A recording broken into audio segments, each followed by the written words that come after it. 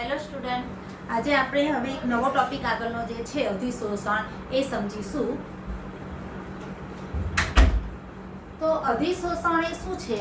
તો અધિશોષણ એ એક ઘટના છે. શું છે? એક ઘટના છે કે જે પૃષ્ઠ પર રચાય છે. બરાબર? તો અધિશોષણ એક ઘટના છે, એનું ઘટનાનું નામ છે જ્યારે કોઈ બે કલા એકબીજાના સંપર્કમાં આવે છે.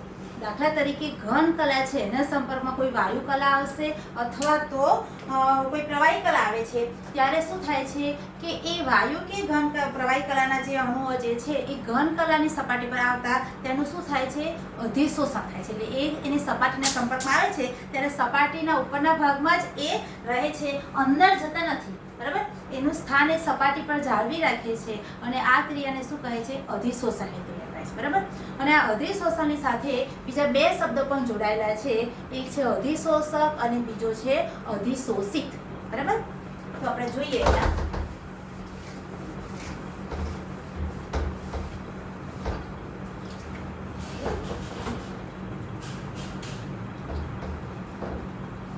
પૃષ્ઠ રસાયણ વિજ્ઞાન ચેપ્ટર 5.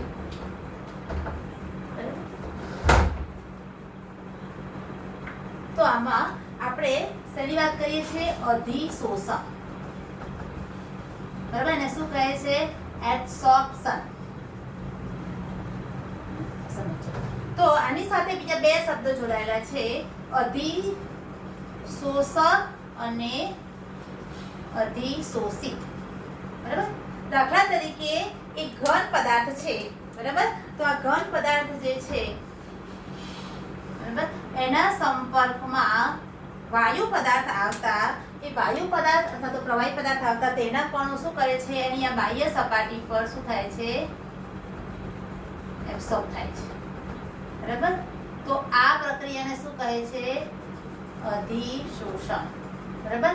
અને જે પદાર્થ એબ્સોર્બ થાય છે, જે પદાર્થ અધિશોષિત થાય છે, અધિશોષિત થાય છે, બરાબર, એટલે જે પદાર્થ શોષાય છે, એટલે કે ઘન કલા પર વાયુનું અધિશોષણ થતું હોય તો વાયુ એ શું કહેવાય છે? અધિશોષિત પદાર્થ. બરાબર? તો વાયુ એ શું કહેવાશે? વાયુ ઘન કલા છે. બરાબર? આ શું છે? વિષમાંગ પ્રણાલી છે, મેં પહેલા જ કીધું. બરાબર? આમાં શું છે? બે અલગ અલગ કલા જે છે એ ભેગી થાય છે, એટલે કે બે કલા, એક કલા કે અલગ કલા, મતલબ કે કલાનું જ્યાં ભેગી થાય એક પૃષ્ઠ રચાય છે અને પૃષ્ઠના લીધે શું થાય છે? અધિશોષણની ક્રિયા થાય છે.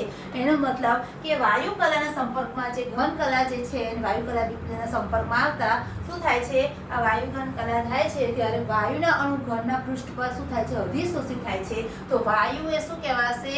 અધિશોષિત પદાર્થ. જેનું અધિશોષણ થાય છે તે અધિશોષિત પદાર્થ. અને શેના ઉપર થાય છે? તો ઘન પદાર્થ પર થાય છે. બરાબર? તો ઘન પદાર્થ એ શું કહેવાશે? અધિશોષક. બરાબર?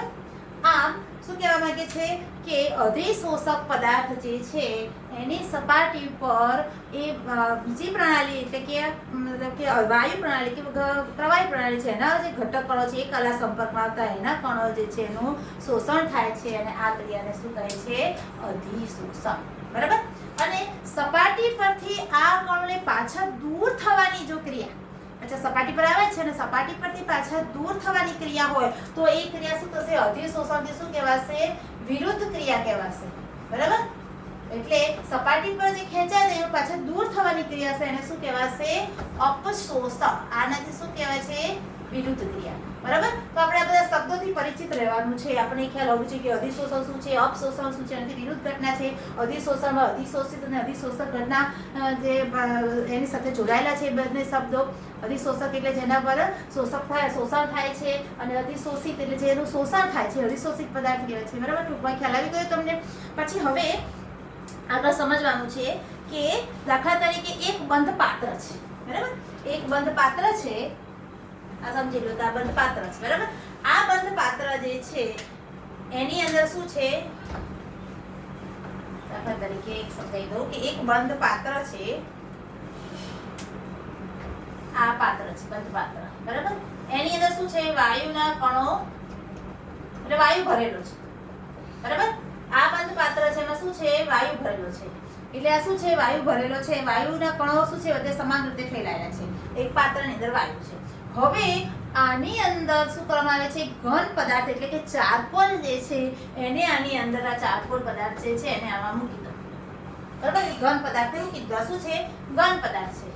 અને આ કઈ પ્રાણી હતી, વાયુ પ્રાણી હતી. એમાં ઘન પદાર્થ મૂકી દીધો, ચારકોલની અંદર મૂકી દીધો, તો શું થશે કે આ ઘન પદાર્થની જે સપાટી પર શું થશે, વાયુના જે કણો છે શું થશે, અધિશોષિત થશે. બરાબર, કઈ ક્રિયા થશે, અધિશોષણની ક્રિયા થશે. અને એ વાયુના કણો જે ખુલ્લા છે એ બધા અધિશોષિત થઈ એના સંપર્કમાં આવી અને શું કરશે, બધી બાજુ ચારે બાજુ એને અધિશોષિત થશે અને સપાટી પર ચારે બાજુ ઘેરાશે. પરિણામે શું થશે કે જ્યારે આ ઘન પદાર્થ મૂક્યો જ નહોતો ત્યારે અંદર માત્ર વાયુ હતો, ત્યારે જે પાત્રનું દબાણ હતું એનાથી દબાણ હવે આ ઘન પદાર્થ અંદર મૂકવાથી અધિશોષણની ક્રિયા થાય છે. એને કારણે શું થાય છે, દબાણ ઘટે છે. બરાબર, એટલે તમે બીજી રીતે કહી શકો તો સાંદ્રતા ઘટે છે એમ પણ કહી શકાય. બરાબર, એટલે શું થાય છે કે વાયુ પ્રણાલી માટે દબાણ જેને સાંદ્રતા કહેવાય છે. એટલે આ પાત્રમાં શું થશે, કઈ ક્રિયા થાય છે, તો શું થશે, દબાણ ઘટે છે. બરાબર, વાયુ પ્રણાલી આવે છે એના સંપર્કમાં ઘન પ્રણાલી આવે છે. આ શું છે, વાયુ ઘન કલા છે. બરાબર, તો શું થાય છે, દબાણ ઘટે છે. એ રીતે બીજું એક્ઝામ્પલ લઉં કે ધારો કે આ પાત્ર છે, બરાબર, એની અંદર શું છે, રંગીન પ્રવાહી ભરેલું છે. બરાબર, આમાં શું છે, રંગીન પ્રવાહીના કણો છે.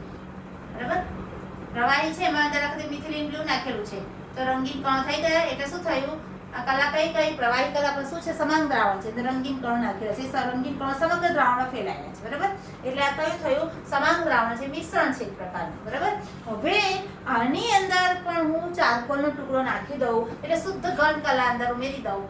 બરાબર, તો શું થશે, આ જે રંગના કણો છે એ પણ બધા ચારકોલના ટુકડાની આજુબાજુ સંપર્ક સપાટી પર આવશે. એ સંપર્ક સપાટી પર બધી બાજુથી શું થશે, આકર્ષિત થશે.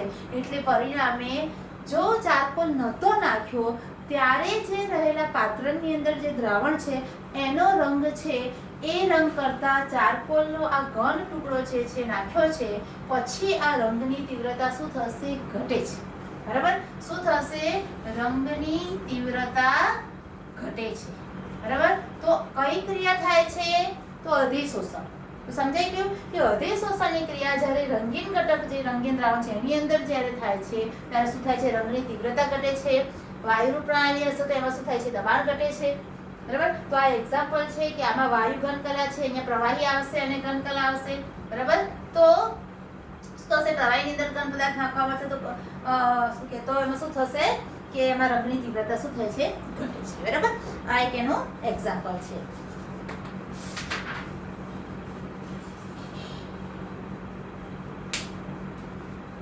હવે છે અધિશોષણ અને અવશોષણની ક્રિયાનો તફાવત છે. અધિશોષણ એટલે શું છે અને અવશોષણ એટલે શું છે. બરાબર, હજી એક નવો શબ્દ, આપણે કેટલા શબ્દ જોયા, અધિશોષણ, બરાબર, પછી અપશોષણ. વિરુદ્ધ પ્રક્રિયા કઈ થઈ, આપણે અહીંયા જો લઈએ, પહેલા આપણે શું જોયું, અધિશોષણ. બરાબર, બીજું શું જોયું આપણે, અપશોષણ. એનાથી વિરુદ્ધ પ્રક્રિયા. બરાબર, અધિશોષણની સાથે સંકળાયેલા શબ્દ અધિશોષક અને શું આવશે, અધિશોષિત. બરાબર, અને હવે આવશે અપશોષણ, અવશોષણ. બરાબર, તો અધિશોષણ અને અવશોષણ એટલે અવશોષણને ઇંગ્લિશમાં આપણે કહીશું એબ્સોર્પ્શન. બરાબર, અને આને શું કહીશું આપણે, એડસોર્પ્શન. શું કહેવાશે, અધિશોષણ અને અહીંયા આવશે અવશોષણ. બરાબર, તો આ બંને ઘટનામાં શું ફેર છે, આને એબ્સોર્પ્શન કહેવાશે અને આને એબ્સોર્પ્શન કહેવાશે. એડી આવશે ને એબી એટલો ફેર છે. બરાબર, તો બંને ક્રિયામાં શું ફેર છે એ વાત કરીએ તો અધિશોષણ છે એ વિષમાંગ પ્રણાલી સાથે સંકળાયેલી છે, જ્યારે એબ્સોર્પ્શન એટલે અવશોષણ છે એ સમાંગ પ્રણાલી સાથે સંકળાયેલી છે. બરાબર, આમાં શું આવશે, આ શું છે, વિષમાંગ પ્રણાલી, અને આ શું થાય છે, સમાંગ પ્રણાલી સાથે સંકળાયેલ છે. એટલે કે આમાં પૃષ્ઠ રચાય છે. અધિશોષણની ક્રિયા થાય છે ત્યારે બે કલાઓ ભેગી થાય છે તે શું થાય છે, પૃષ્ઠ રચાય છે. બરાબર, અને વિષમાંગ પ્રણાલી ઉત્પન્ન થાય છે. એટલે કે વિષમાંગ પ્રણાલી ક્યારે પૃષ્ઠ રચાય એટલે વિષમાંગ જ પ્રણાલી હોય તો જ પૃષ્ઠ રચાય. બરાબર. સમાંગ પ્રણાલીમાં તો બધે પ્રસિદ્ધ થાય છે તો પૃષ્ઠ રચાવાનું જ નથી. તો એનો મતલબ કે જ્યારે અધિશોષણની ક્રિયા થાય છે ત્યારે શું થાય છે કે આ જે પદાર્થ જે છે એની સંપર્ક સપાટી હોય છે ત્યાં શું થાય છે, અન્ય કલા છે એના પરમાણુ આવી જાય છે અને ક્યાં રહે છે, કિનારી પર જ રહે છે, કિનારીના હમણાં સંપર્કમાં રહે છે. બરાબર. એની પૃષ્ઠ પર રહે છે, એની સપાટી પર રહે છે, અંદર જતા નથી. બરાબર. એનું અધિશોષણ થાય છે, એબ્સોર્પ્શન થાય છે, ક્યાં થાય છે, બહારની સપાટી પર, અંદર જતા નથી. બરાબર. અને અહીંયા જ્યારે અવશોષણ થાય છે ત્યારે શું થાય છે કે એમાં જ્યારે પદાર્થ નાખવામાં આવે છે તો પદાર્થનું અવશોષણ થાય છે એટલે પદાર્થ સમગ્ર છે ને અંદર છેક સુધી સમાન રીતે અહીં ફેલાઈ જાય છે. બરાબર. સમાંગ રીતે અંદર ફેલાય છે એટલે શું થાય છે, સમાંગ દ્રાવણ બને છે, સમાંગ પ્રણાલી બની જાય છે. બરાબર. પૂરા અંદરના ભાગમાં છેક સુધી એનું અવશોષણ, એવું નથી તો બોર્ડરમાં થાય છે. બરાબર. દાખલા તરીકે કોઈ તમે ખેતર હોય તો ખેતરમાં ઝાડ વાવ્યા છે. બરાબર. તો ઘણા શું કરશે ખેડૂત લોકો કે વચ્ચેના ભાગમાં ખેતી થઈ શકે એટલે કિનારી આંબાના ઝાડ કે કોઈ સારી વસ્તુના જે ઝાડ હોય એ બહારની બોર્ડરમાં વાવી દેશે. બરાબર. અને ઘણા એવું કરશે કે મારે એની જ ખેતી કરવી છે ને ઝાડની જ કરવી છે તો સમગ્ર ખેતરની અંદરમાં શું કરશે, આ ખેતર છે એને સમગ્ર ખેતરની અંદર આવી રીતે એનો ટાઈમ એકમો પાડી દેશે. બરાબર. અને અહીંયા એક આવી રીતે ઝાડ વાવી દેશે. બરાબર. એક જંગલની જેમ આવી રીતે આમ એક વાડી બનાવશે. બરાબર. અને ઘણા એવું કરશે કે મારે આટલા ઝાડ છે અહીંયા નથી વાવવા, કેટલા છે, 4 4 2 8, 4 ને 8 9 10 11 12 13 14 15 16 17 18 20 ઝાડ છે તો કઈ રીતે કરશે, 5 આ બાજુ, 5 આ બાજુ, 5 આ બાજુ, 5 આ બાજુ અહીંયા વાળી. બરાબર. આવી રીતે કરશે. બરાબર. 5 5 ઝાડ કિનારી વાળી દેશે તો બોર્ડર આવી થશે.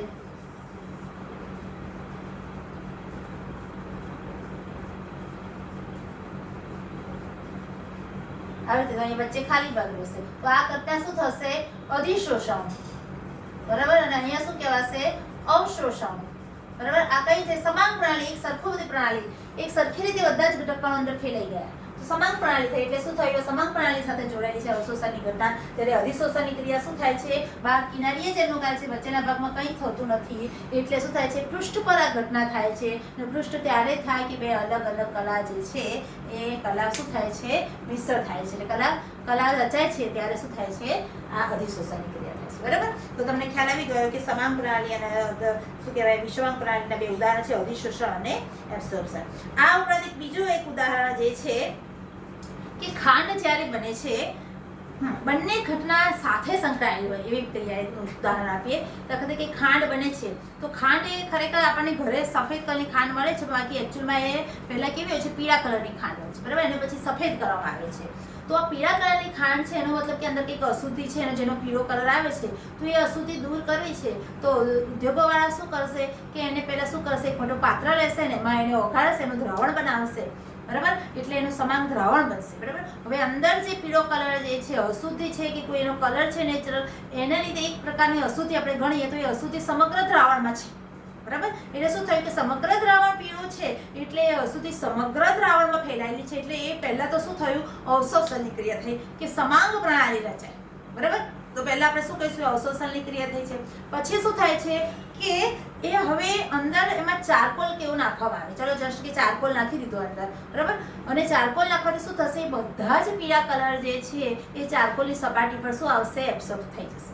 બરાબર. એટલે અધિશોષણની ક્રિયા થશે. એટલે ચારકોલની સપાટી પર શું થશે, એ રંગના કણો આવી જશે અને દ્રાવણમાં જે રંગ જે છે એ કેવો થશે, એની તીવ્રતા ઘટશે. બરાબર. તો આ કઈ ક્રિયા થઈ, અધિશોષણ, એબ્સોર્પ્શન. બરાબર.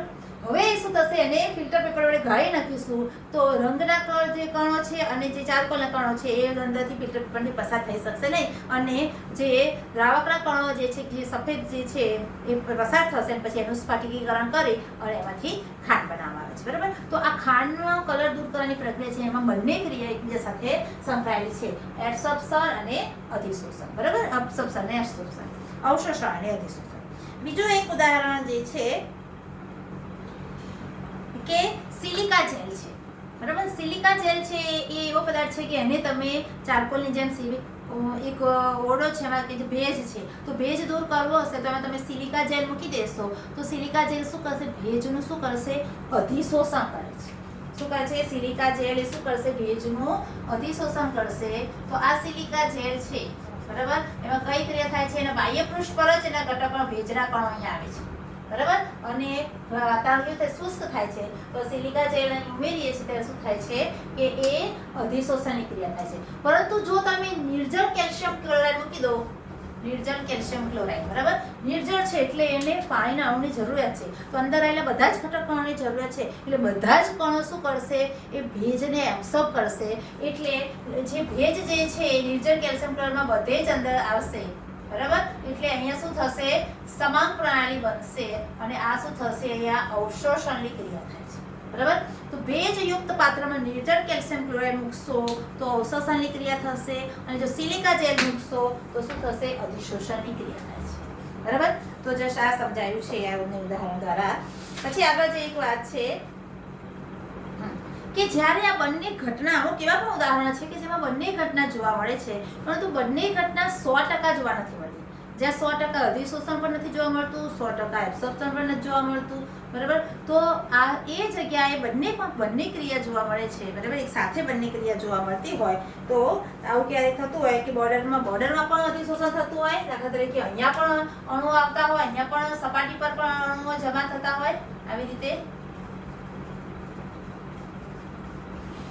અને અંદર પણ એટલા આવતા હોય, અંદર પણ ઘટકો એટલા જ હોય, બરાબર. તો અહીંયા અધિશોષણ થાય છે ને એબ્સોર્પ્શન થાય છે. તો અહીંયા નથી 100% પૂરું અધિશોષણ થતું, નથી 100% પૂરું અવશોષણ થતું, બરાબર. તો આ શું કહેવાશે? અને શોષણ થયું કહેવાશે. શું કહેવાશે? અને માત્ર ને માત્ર આપણે શોષણ કહીશું કે જ્યાં 100% અધિશોષણ પણ નથી, ત્યાં 100% અવશોષણ પણ નથી, બંને ક્રિયા જોવા મળે છે, બરાબર. તો આ શું કહેવાશે? અને શોષણ કહીશું. નહીં અધિશોષણ કહીએ, નહીં અને અવશોષણ, બરાબર. આ ખ્યાલ રાખવાનો છે. બીજું, હવે અધિશોષણની જે ક્રિયા થાય છે એ તમે કીધું, મેં તમને સમજાવ્યું કે માત્ર ને માત્ર સપાટી પર થાય છે અને અંદર નથી થતું, બરાબર. તો સપાટી પર આ ક્રિયા કેમ થાય છે એ સમજાવીએ તો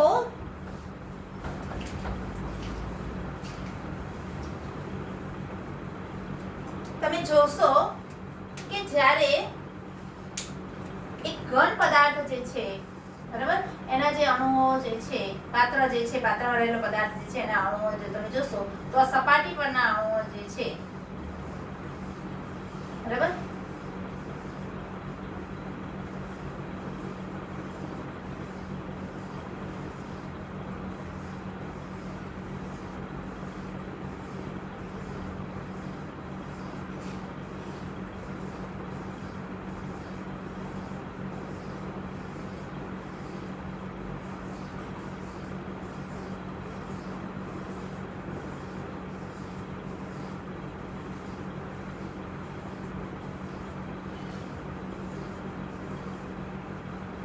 આ તમે જોશો આ પદાર્થ જે છે એમાં તમે જોશો આ સપાટી પરના અણુ છે,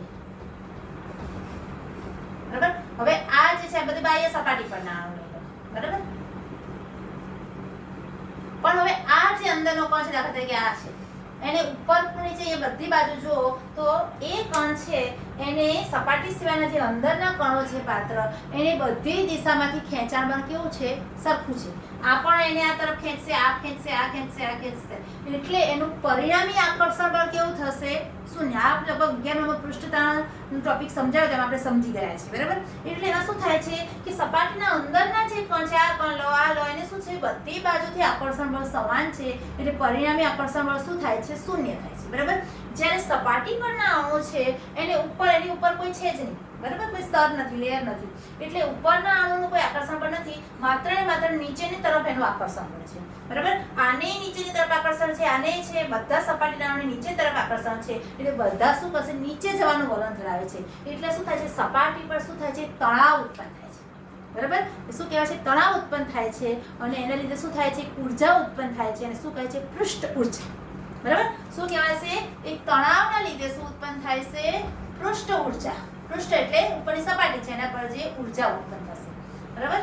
એને કારણે શું થશે કે જ્યારે એના સંપર્કમાં કોઈ અન્ય કલાના પરમાણુ આવશે, બરાબર, એના સંપર્કમાં જો બીજી કલાના પરમાણુ આવશે તો એ તરત એને આકર્ષશે, બરાબર, એને પોતાની તરફ ખેંચી લેશે અને આકર્ષણ કરશે, પોતાની તરફ ખેંચશે એટલે શું થશે, એની ઉર્જા જેમ શોષણ વધતું જશે એને શું કહે છે, અધિશોષણ. તો જેમ આ અધિશોષણ વધશે તેમ શું થશે, આ પૃષ્ઠ ઉર્જા જે છે શું થશે, ઘટશે.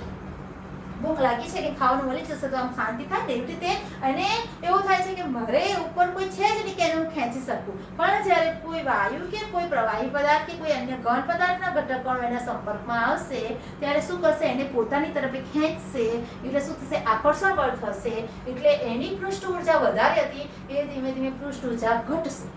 બરાબર, અને એ પૃષ્ઠ ઉર્જા ઘટશે અને પછી એ ઉર્જા ક્યાં થશે, ઉષ્મા ઉર્જા તરીકે છૂટું પડશે. બરાબર, એ પછી આપણે આગળ સમજીએ છીએ, પણ ખાસ એ જોવાનું કે અહીંયા શું થશે, પૃષ્ઠ ઉર્જા ઘટશે, અંદરના જે ઘટક પરમાણુ છે એનામાં તો કોઈ તણાવ છે જ નહીં એટલે એ એવી ઉર્જા ધરાવતો નથી એટલે અંદર તરફ એ એબ્સોર્પ્શન નહીં થાય.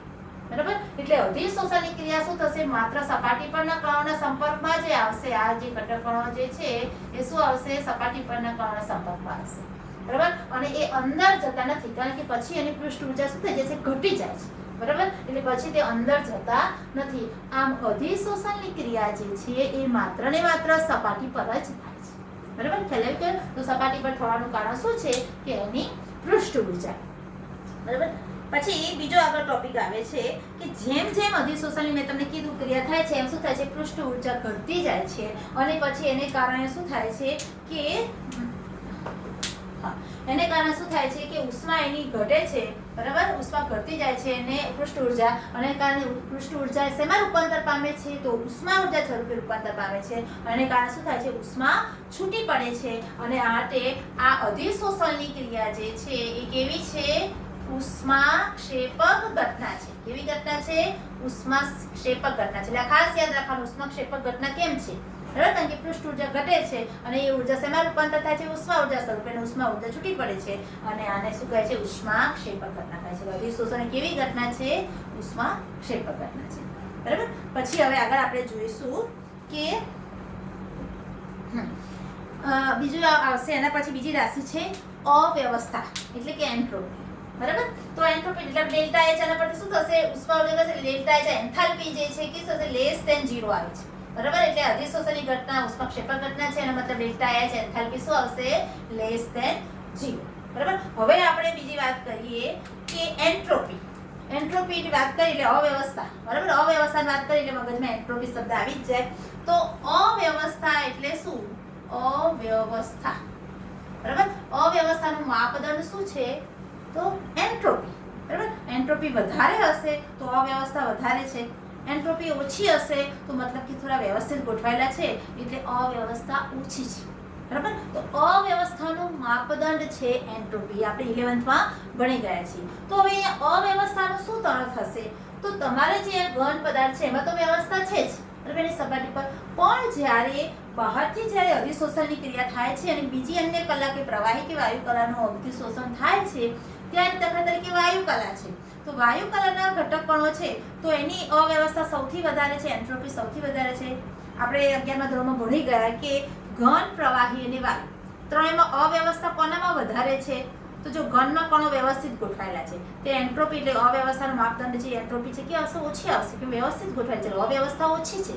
બરાબર, એટલે ડેલ્ટા એસ શું આવશે એમાં ઓછું, જ્યારે એન્ટ્રોપી ઓછી આવશે પછી પ્રવાહીમાં એનાથી થોડીક શું થશે, અવ્યવસ્થા વધે છે એટલે શું આવશે, થોડીક એન્ટ્રોપી વધશે. અને વાયુમાં સૌથી વધારે એન્ટ્રોપી હોય છે કારણ કે વાયુ પદાર્થમાં શું હોય છે કે બધા જ ઘટક કણો વચ્ચે શું હોય છે, અંતર વધારે હોય છે અને પોતાની ફાવે મન ફાવે તેમ બધા જ ઘટક કણો આંદોલિત થતા હોય છે એટલે શું થાય છે કે અવ્યવસ્થા ત્યાં શું હોય છે, વધારે હોય છે એટલે એન્ટ્રોપી શું આવશે, વધારે આવશે. તો એવી રીતે અહીંયા જ્યારે અધિશોષણની ક્રિયા થાય છે ત્યારે શું થાય છે કે ઘન કણની સપાટી પર જ્યારે વાયુરૂપ કે પ્રવાહી ઘટક કણો આવે છે ત્યારે એના સપાટીના સંપર્કમાં આવીને સપાટી પર રહે છે. બરાબર, અધિશોષણની ક્રિયા થાય છે એટલે શું થાય છે, એનું ફિક્સ સ્થાન થઈ જાય છે. બરાબર, એટલે જે ઘટક કણો જે બહાર હતા એની એન્ટ્રોપી સૌથી વધારે હતી વાયુ, એમાંથી પ્રવાહીમાં ફેરવાશે કાં તો ઘનમાં ફેરવાશે તો શું થશે, એની એન્ટ્રોપી શું થશે, ઘટશે એટલે ડેલ્ટા એસ નું મૂલ્ય શું આવશે, લેસ ધેન 0. બરાબર, તો અધિશોષણની ક્રિયામાં શું યાદ રાખવાનું છે, થર્મોડાયનેમિક્સના જે ઉષ્માગતિશાસ્ત્રના નિયમ અનુસાર આ બધા જે ક્રિયાવિધિ જે છે એના મુદ્દા લઈએ તો એન્ટ્રોપી એન્થાલ્પી શું થાય છે, ઓછી આવે છે, લેસ ધેન 0, ઉષ્માક્ષેપક પ્રક્રિયા છે એટલે ઘટે છે. અવ્યવસ્થા ડેલ્ટા એસ છે એમાં શું થાય છે, એન્ટ્રોપીનો ફેરફાર પણ કેવો હોય છે, લેસ ધેન 0, એ પણ ઘટે છે. બરાબર. હવે આવે છે મુક્ત ઉર્જા ડેલ્ટા જી. બરાબર. ડેલ્ટા જી એટલે શું, તો આપણે કીધું હતું કે આપમેળે થતા બધા જ પ્રકારોમાં મુક્ત ઉર્જાનો ફેરફાર કેવો આવે છે, ઋણ આવે છે. બરાબર. તો અધિશોષણની ક્રિયા એ આપમેળે થાય છે. બરાબર. અધિશોષણની ક્રિયા આપમેળે થાય છે, એમાં કોઈ દબાણ નથી લગાવવું પડતું, એ આપમેળે પ્રક્રિયા થાય છે. એટલે મુક્ત ઉર્જા ડેલ્ટા જી પર શું આવશે, ઋણ મૂલ્ય આવશે. એટલે ડેલ્ટા જી શું આવશે, લેસ ધેન 0 નું ઋણ મૂલ્ય આવશે. બરાબર. તો આ ત્રણેય રાશિ પરથી એક સંબંધ જે છે કે delta G is equal to શું થશે, delta H minus T delta S. Delta G is equal to delta H minus T delta S.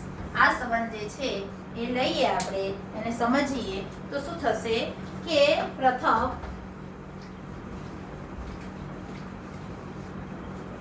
Delta G is equal to delta H minus T delta S છે. તો delta G નું મૂલ્ય શું છે, આ અધિશોષણની પ્રક્રિયામાં ઋણ આવે છે, આપમેળે થતી પ્રક્રિયા છે, તો આનું મૂલ્ય ઋણ આવે તો ડેલ્ટા એચ જે પણ કેવું છે, ઋણ મૂલ્ય છે. બરાબર. તો એ ઋણ મૂલ્ય છે આનું, ડેલ્ટા એસ નું પણ ઋણ મૂલ્ય છે. હવે આ જે ડેલ્ટા જી નું મૂલ્ય ઋણ લાવવું છે તો આના કરતા આ જે છે નાનો હોય તો આનું મૂલ્ય જે ઋણ આવે તો ડેલ્ટા જી ઋણ બને તો પ્રક્રિયા આપમેળે થાય છે એમ કહેવાય.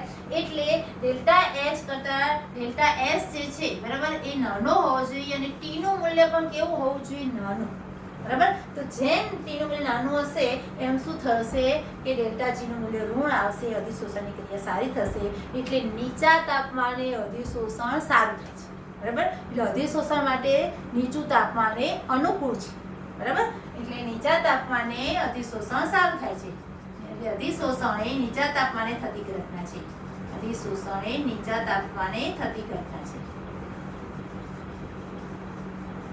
જો તાપમાન વધી જશે તો અવશોષણ થઈ જશે. બરાબર. તો એટલે અધિશોષણ એ આપમેળે થતું પ્રકરણ છે. અધિશોષણમાં ડેલ્ટા એચ એન્થાલ્પી ઋણ મૂલ્ય આવે છે એટલે ઉષ્માક્ષેપક પ્રક્રિયા છે. એન્ટ્રોપીનો ફેરફાર જે છે એ પણ કેવો આવે છે, લેસ ધેન 0 આવે છે. અને આના પરથી મુક્ત ઉર્જા છે આપમેળે થતી પ્રકરણ હોવાને કારણે મુક્ત ઉર્જા પણ શું આવે છે, ઋણ મૂલ્ય આવે છે. એટલે નીચા તાપમાન એને વધારે અનુકૂળ છે. એટલે નીચા તાપમાને અધિશોષણની ઘટના સારી રીતે થાય છે. બરાબર. હવે જ્યારે આ બંનેના મૂલ્યો જે છે ડેલ્ટા જી અને ડેલ્ટા એચ ના મૂલ્યો સમાન થઈ જશે. એટલે ક્યારે થશે, આ ડેલ્ટા એચ અને ટી ડેલ્ટા એસ છે બંનેના મૂલ્યો જો સમાન થઈ જશે, સરખા થઈ જશે, ત્યારે એમના વચ્ચેનો delta H minus T delta S તફાવત છે શું થઈ જશે, શૂન્ય થઈ જશે. એટલે ડેલ્ટા જી શું બનશે, શૂન્ય. બરાબર. ડેલ્ટા જી શૂન્ય થાય ત્યારે શું થશે, સંતુલન પ્રક્રિયા થશે. બરાબર. સંતુલન શું હોય છે, ડેલ્ટા જી નું મૂલ્ય કેવું હોય છે, શૂન્ય હોય છે. બરાબર. તો આ આપણે આ અધિશોષણની પ્રક્રિયામાં આટલા ટોપિક જોયા અને આ બધા જે એની સાથે સંકળાયેલા શબ્દો છે એના વિશે સમજ્યા, એ ઘટના વિશે સમજ્યા, અધિશોષણ શા માટે પૃષ્ઠ પર જ થાય છે એ પણ સમજ્યા. એટલે અને એની જે ઘટનાઓ પણ તમને ઉદાહરણ પણ મેં તમને જણાવ્યા. ઉપરાંત આ પ્રક્રિયા છે કેવી પ્રક્રિયા છે એ પણ આપણે સમજ્યા. તો હવે આના પછીનો બીજો ટોપિક હવે નવા વિડીયો લેક્ચરમાં કહીશું. તો આટલે સુધી સમજી અને તમે વાંચતા રહેજો. એની સાથે ટૂંકા પ્રશ્નો હોય પણ જોડે જોડે સોલ્વ કરતા રહેજો. ચલો, થેન્ક યુ.